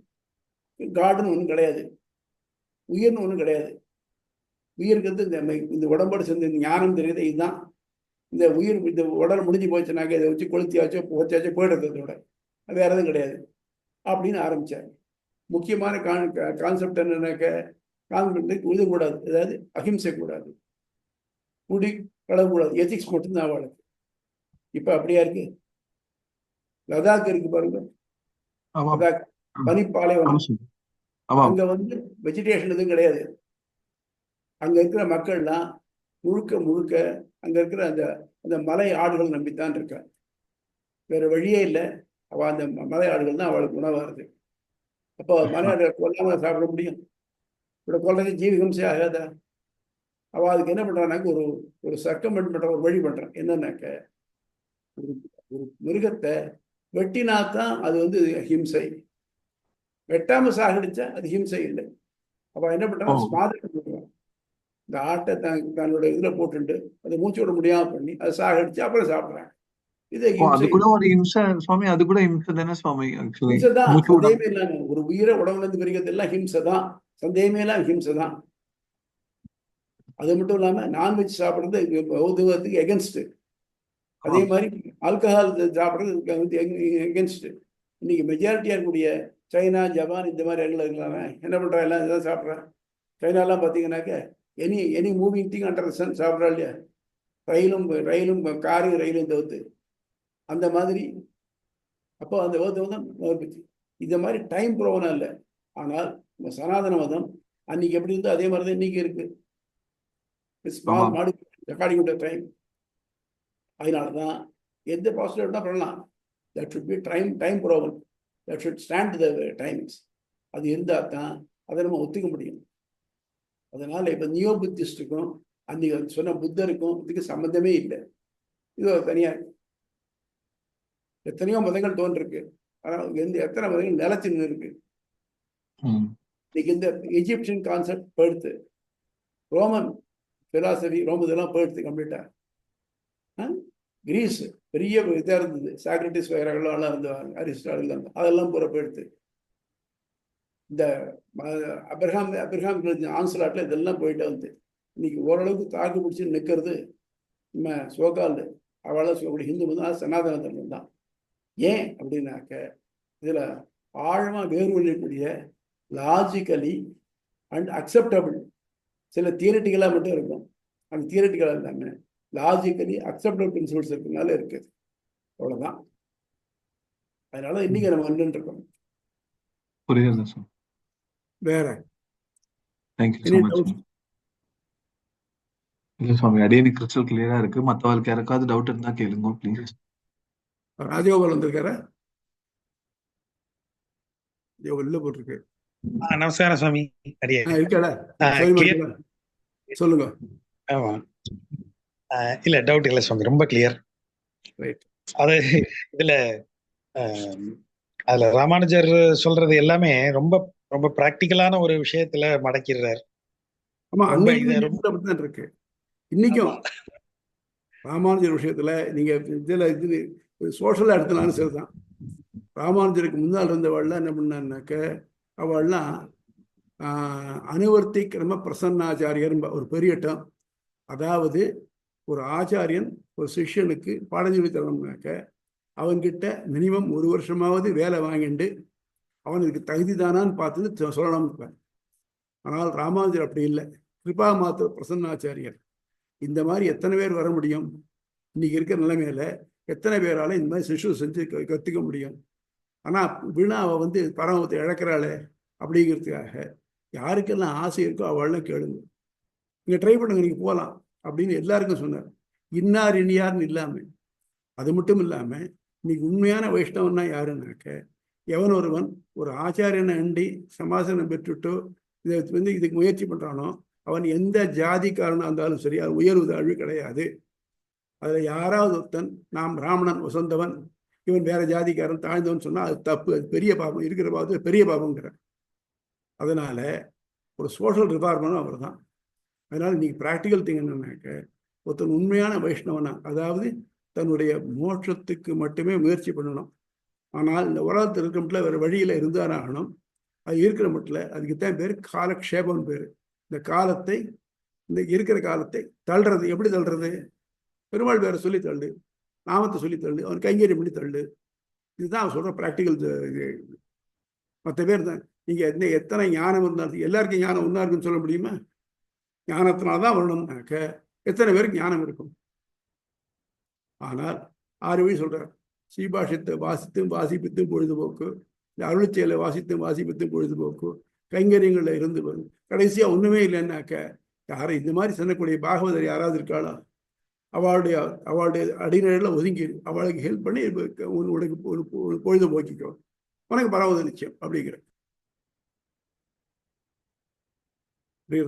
நம்ம உடையவர் பண்ணின மகோபகாரமான செயல்கள்ல வந்து பார்த்தா எல்லாருக்கும் சிம்பிளிஃபை பண்ணி கொடுத்ததுதான் அழகு சுவாமி. Everybody can go through the process. இதுல வந்து இன்னார் இணையாருன்னு இல்லாம காரே கருணை ராமானுஜன் எல்லாருக்கும் சிம்பிளிஃபை பண்ணி கொடுத்துருந்த ப்ராசஸ் வந்து பியூட்டிஃபுல் சுவாமி. சீரியஸ்லி மகத் சேவை. வெறுமை ஆஃபண்டா கொடுக்கல, ஆமா, எல்லாத்துக்கும் வேதத்துல இருந்து இது காமிச்சிருக்காரு. சொல்லினாக்க நான் பாரு இது இருக்குப்பா, இதனால சொல்றேன் அப்படின்னு எல்லாத்துக்கும் இது கொடுத்துருக்காரு. போக போக போக பார்க்க போறோம். இது எல்லாத்துக்கும் அவர் சொன்ன எல்லாத்துக்கும் வேதத்தை வழி மதிக்கு. அது மட்டும் இல்லாம வைஷ்ணவத்துல அன்னியிலேருந்து இன்னி மட்டும் முன்னால என்ன சொன்னாலோ அதைத்தான் ஃபாலோ பண்ணுவாளே தவிர்த்து இவத்தானா தான் புதுசாக ஒன்று சொல்ல மாட்டார். முன்னோர் மொழிந்து முறை தப்பாமல் கேட்டு பின்னோர்ந்து தாமதனை பேசாதேன்னு அவள் அதுதான் சொல்லுவாள். அதே பரிசாக எக்ஸ்பிளைன் பண்ணே போவாளே தவிர்த்து அந்த லைனை, அந்த பவுண்டரி லைனை தாண்டி போக மாட்டேன். அது முக்கியமான வைஷ்ணவாளுக்கு ஒரு முக்கியமான பாயிண்ட் அது. அதனால எல்லாரும் என்ன இருக்கணும், பரதுக்க துக்கியத்துவம் தான் வைஷ்ணவோட லட்சணமே. இன்னொருத்தர் கஷ்டம் தன்னுடைய நாம வந்து ஐயோ கஷ்டப்படுறானே, தன்னால் முடிஞ்ச ஹெல்ப் அவனுக்கு பண்ணணும் அப்படிங்கிறது தான். அது பகைவனுக்கு அருள்வாய் நன்னஞ்சே பகைவனுக்கு அருள்வாய்ங்கிற மாதிரி எல்லாருக்கும் அழணும். யாரும் நமக்கு பகைவன் யாரும் கிடையாது அப்படின்னு நினைக்கிறதா வைஷ்ணவத்து. சரியா? சரி, ஒரு நிமிஷம் ஒரு ரிக்வெஸ்ட் என்னன்னாக்க, இது மட்டும் நடந்த முதல் சூத்திரம் முக்கியமான சூத்திரம் நடந்து கொடுத்து இதை கொஞ்சம் பாருங்க. பார்த்துட்டு கம் வித் யுவர் டவுட்ஸ். ஆ கிளியர் பண்ணோம்னா பின்னால் போய் சௌரியமா இருக்கணும். சரி முதல் சுவாமி. 4 சூத்திரம் தான் இதுக்கு இன்ட்ரோடக்ஷன். இந்த பின்னால் 156 அதிகரணத்துக்கும் இந்த முதல் 4 சூத்திரம் தான் நமக்கு இன்ட்ரோடக்ஷன். இதை நல்லா புரிஞ்சுட்டேடானாக்க அப்புறம் இதுக்கு சப்போர்ட்டிவ் எவிடன்சஸ் தான் மற்றதெல்லாம். அதனால இதை கொஞ்சம் நல்லா பார்த்து வச்சிருக்கேன். சரியா? ஷூர் சுவாமி. ஆ சரிங்க சரி. கணேசன் சுவாமி. ஆழ்வார் எம்பெருமான். ஆழ்வார் எம்பெருமானார் ஜீயர் திருநீஸ்வரன் திருநீஸ்வரன் ராமானுஜாரியாய் நம பரமயோகினி அந்தர்ஜலம் அசிக்ஷமத்து. ధన్యవాదాలు స్వామి. సేవించుకున్నాం స్వామి. Thank you so much. Krishna.